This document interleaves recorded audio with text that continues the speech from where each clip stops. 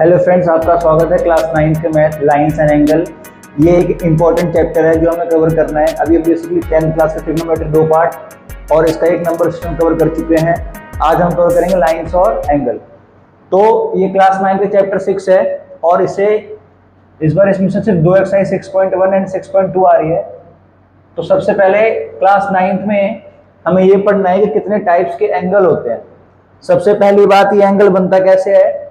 तो एंगल हमेशा जो दो लाइन होती है उसके कनेक्शन से बनती है। जैसे मान लीजिए एक लाइन यहाँ पे है और एक लाइन यहाँ पे, जब ये दो लाइन आपस में मिलती है तो यहाँ पे बनाती है एंगल। जैसे A B and C, A B and C. तो और आप इसको लिखो कैसे कि एंगल जो बीच में होता है वो आएगा बीच में, एंगल ए बी और सी, यानी कि बी पे एंगल बन रहा है आपका। और आप इसको ऐसे भी लिख सकते हो, angle C B and A, angle C B and A. तो ये आपका एंगल है। इसमें हमें ये पढ़ना है कितने टाइप्स के एंगल होते हैं। तो और यहाँ पे हम देखेंगे सबसे पहला एंगल जो होता है वो होता है एक्यूट एंगल। एक्यूट एंगल क्या होता है? जो 0 से लेकर 90 के बीच में हो, यानी जो 0 से लेकर 90, जैसे मान लीजिए 45, वो भी कौन सा एंगल है? Acute angle. कौन सा एंगल है? एक्यूट। मान लीजिए 60 डिग्री, ये भी कौन सा एंगल है? एक्यूट। और जो अगला एंगल होता है वो हमें पढ़ना है राइट एंगल। राइट एंगल कितने डिग्री का होता है? तो करेक्ट होता है 90, और ये इसका साइन है 90 डिग्री का, और इसी को ही हम बोलते हैं राइट एंगल। कौन सा बोलते हैं? Right angle. एक एंगल होता है ऑब्ट्यूज एंगल, जो किस किस के बीच में होता है? जो 90 से लेकर 180 के बीच में होता है, यानी 90 से बड़ा और 180 से छोटा। जैसे मान लीजिए ये एंगल है, ये आपका बन गया 110 डिग्री का, यानी कि ये कौन सा एंगल होगा? ऑब्ट्यूज। कौन सा होगा? ऑब्ट्यूज। एक होता है स्ट्रेट एंगल और वो होता है 180 का। कितना होता है? 180। यानी कि कोई लाइन है, इसके ऊपर कोई एंगल है, तो वो आपका होता है 180। कितना होता है? 180। जो अगला एंगल है वो है रिफ्लेक्स एंगल। रिफ्लेक्स एंगल क्या होता है? 180 से बड़ा और 360 से छोटा। और रिफ्लेक्स एंगल हमेशा हम कैसे निकालते हैं? मान लीजिए आपको किसी का रिफ्लेक्स एंगल निकालना है, तो आप कुछ मत करो, मान लो आपके पास एंगल ए बी एंड सी की वैल्यू है 90 डिग्री और आपको इसका रिफ्लेक्स एंगल निकालना है। तो आप क्या करोगे? इस 90 डिग्री को 360 में से माइनस कर दोगे तो आपका निकल जाएगा रिफ्लेक्स एंगल। कितना आ गया? 270। कितना आ गया? 270। तो यहाँ पर जो रिफ्लेक्स एंगल आएगा वो आएगा 270। रिफ्लेक्स एंगल कुछ नहीं है, तो हम देखेंगे कॉम्प्लीमेंट्री एंड सप्लीमेंट्री एंगल। अभी हमने पढ़ लिया एक्यूट, ऑब्ट्यूज, स्ट्रेट, रिफ्लेक्स, और एक होता है कंप्लीट एंगल, वो होता है 360 का। कॉम्प्लीमेंट्री एंगल क्या होता है? वो दो एंगल जिसका सम होता है 90। वो दो एंगल जिसका सम होता है 90, उसे हम बोलते हैं कॉम्प्लीमेंट्री एंगल। मान लीजिए कि ये है 70 और दूसरा है 20। अगर ये 90 के इक्वल होता है तो वो आपका कहलाएगा कॉम्प्लीमेंट्री एंगल। कौन सा एंगल? Complementary angle. तो और एक होता है सप्लीमेंट्री एंगल। क्या लिखे हो? पढ़िए, two angle whose sum is 90 degree are called complementary angle. यानी कि दो एंगल जिसका सम 90 डिग्री हो वो कहलाता है कॉम्प्लीमेंट्री एंगल। और two angle whose sum is 180, यानी दो एंगल जिसका सम 180 हो वो कहलाता है आपका सप्लीमेंट्री एंगल। यानी कि यहाँ पर एंगल ए प्लस में एंगल बी अगर 180 हो गया तो ये हो जाएगा आपका सप्लीमेंट्री एंगल। तो इसमें सिंपल आप याद रखें, दो का सम अगर 90 हो गया तो वो है कॉम्प्लीमेंट्री, और दो का सम अगर 180 हो गया तो वो है सप्लीमेंट्री। जैसे मान लीजिए अगर हम प्रैक्टिस करना चाहें तो मान लो 45 प्लस में 45, इसका सम कितना हो गया? 90, और 90 प्लस में 90, इसका सम क्या हो गया? 180। तो बताइए कॉम्प्लीमेंट्री कौन सा और सप्लीमेंट्री कौन सा? तो सिंपल है कि दो का सम अगर 90 तो ये हो गया कॉम्प्लीमेंट्री, और अगर दो का सम 180 तो ये हो गया सप्लीमेंट्री। हाँ जी, तो अब हम अगला पढ़ेंगे पैरेलल लाइंस। पैरेलल लाइन क्या होती है? जो कभी नहीं मिलती। Two lines on a plane that never meet, जो कभी ना मिले दो लाइन, उसे बोलते हैं parallel line.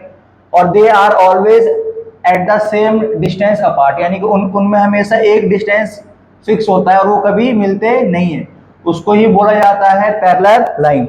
The length of the common perpendicular at different point on this parallel line is the same. This equal length is called the distance between the two parallel line.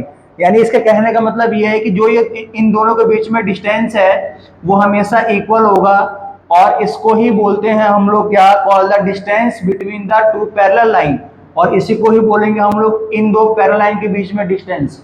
और ये आपका होता है parallel line. क्या होता है, वो line जो कभी ना मिले और इनका परपेंडिकुलर डिस्टेंस हमेशा सेम हो, कोई डिफरेंस नहीं होना चाहिए। और ये लाइन अगर आप इसको आगे भी लेकर जाते हो तो ये आगे कभी नहीं मिलेंगे, और इसको ही हम लोग बोलते हैं पैरेलल लाइंस। अगला एंगल है बेटा लीनियर पेयर। ये लीनियर पेयर क्या होता है कि स्ट्रेट लाइन ऊपर से कॉमन वर्टेक्स होनी चाहिए, और इन दोनों का सम हमेशा लीनियर पेयर में कितना होना चाहिए, 180। चाहे वो 1 हो, चाहे 2 हो, चाहे 3 हो, चाहे 4 हो, चारों का सम कितना हो जाएगा, 180।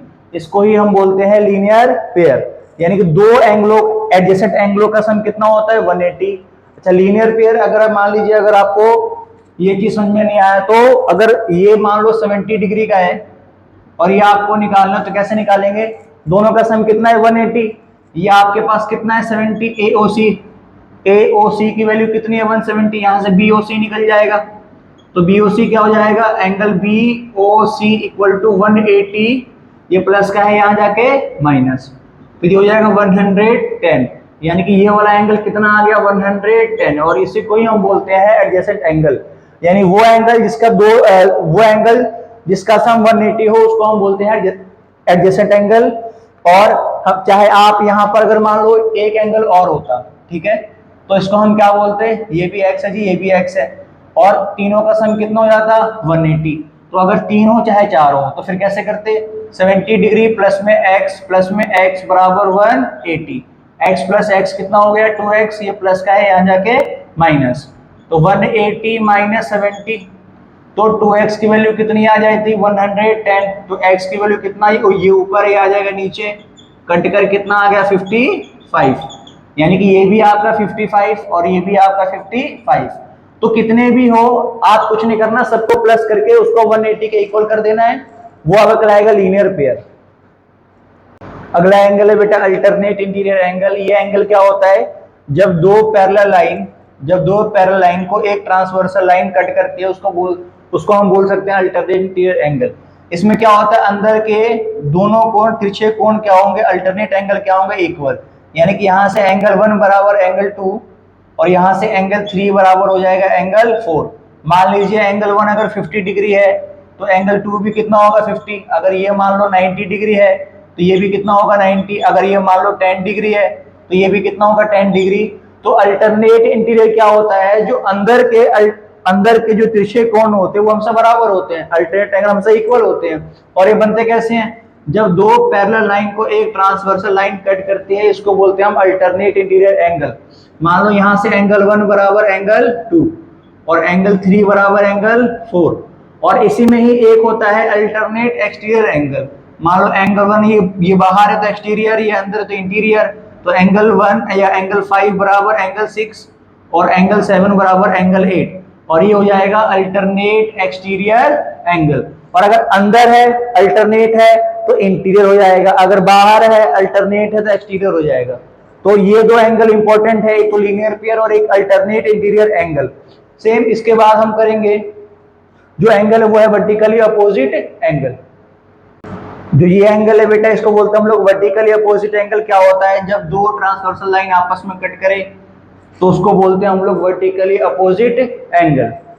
तो और ये हमेशा इक्वल होते हैं। जैसे मान लो ये दो लाइन है उन्होंने कट करा, और यहां से क्या हो जाएगा कि एंगल 1 बराबर एंगल 2, और ऐसे में क्या हो जाएगा एंगल 3 बराबर एंगल 4। अच्छा, मान लो इस तरह से कोई लाइन है, यहां से जो एंगल 1 होगा वो किसके बराबर होगा, एंगल 2 के, और यहां से जो एंगल 3 होगा वो किसके बराबर होगा, एंगल 4 के। और इसी को ही हम लोग बोलते हैं वर्टिकली अपोजिट एंगल। कुछ इस तरह से एंगल बनता है। तो ये साइड, ये दोनों साइड भी इक्वल और ऊपर नीचे साइड भी इक्वल, इसी को ही हम लोग बोलते हैं वर्टिकली अपोजिट एंगल।